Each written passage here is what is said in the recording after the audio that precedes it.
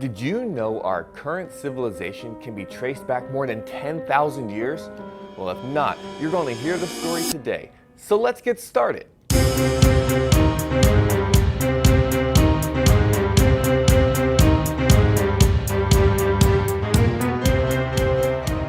How's it going, everybody? Welcome to Virtual History 360. I'm Mr. Wade, and today we are learning about the Neolithic Age. What does that mean? Well, Neo for new, and lithic for stone. So we are talking about the new Stone Age. But what do you say we jump right into our own version of this world? We are going to start with the transition from the Paleolithic to the Neolithic ages. Humans who would occupy caves like this during the end of the Ice Age would migrate to follow the food supply. It was not easy, and there was not always animals, and those that were there were hard to kill, especially as the Ice Age was coming to an end and the animals would move further away. People would have to travel great distances, leaving any homes they knew in search for food in order to survive.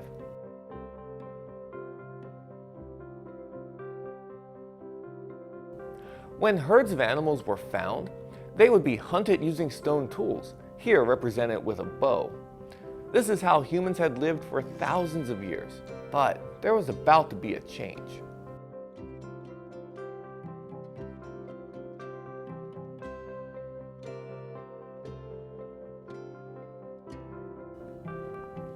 Moving into areas where new plants were growing and then taking those seeds with them, these early humans were about to start a revolution. This agricultural revolution marked the transition in human history from small nomadic bands of hunter-gatherers to larger agricultural settlements and early civilization.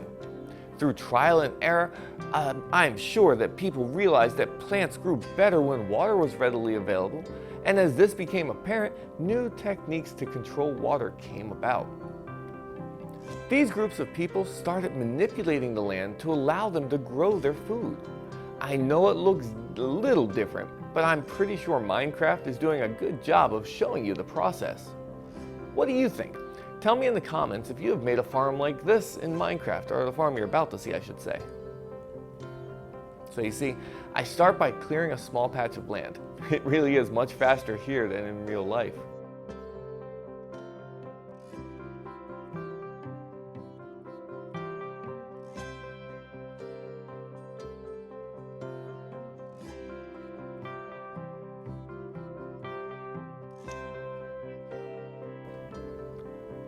And then I set up the irrigation so that my crops can grow.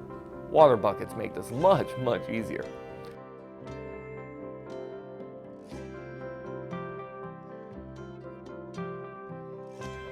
And then I have to plow the land with my stone tools before I plant the seeds. Now, thankfully I'm in creative mode here, so I don't have to worry about my tools breaking.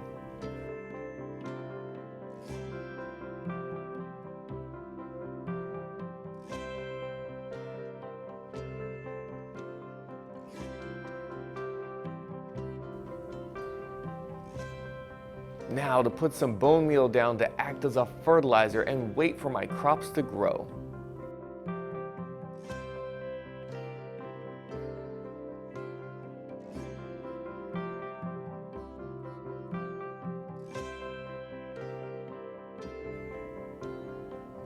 But here's the thing, if I'm waiting for my food to grow out of the ground, I don't want to move across the continent following a herd of animals.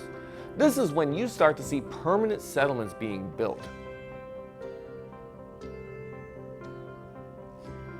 Not quite the same as the world we live in today, but these early settlements were still complex.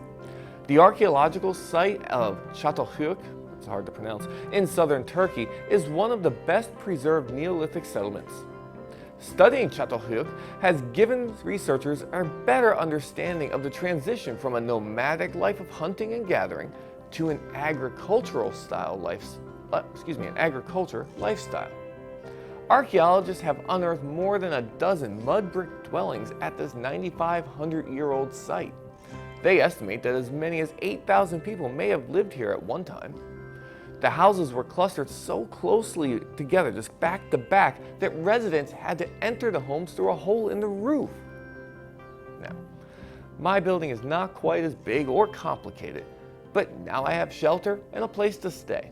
I better add a bed.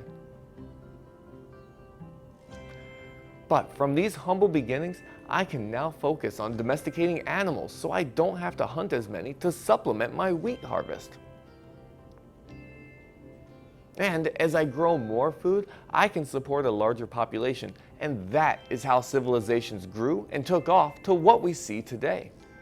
Can you see any similarities between these Neolithic settlements and our current civilization? Let me know in the comments below what you see, or if you think they're completely different. I want to hear from you. And of course, while you're there, go ahead and hit that like button for me. You know, I love the engagement. And don't forget to subscribe if you haven't already. If that button is red, let's turn it gray. And be sure to check out my other videos, like the ones you see to the sides over here. I have other history videos, US and world like this one, and civics videos, government, as well as videos that I shoot in 360 that you can look all the way around. So check them out. I know you're going to like them. So for Virtual History 360, I'm Mr. Wade. I'll see you next time.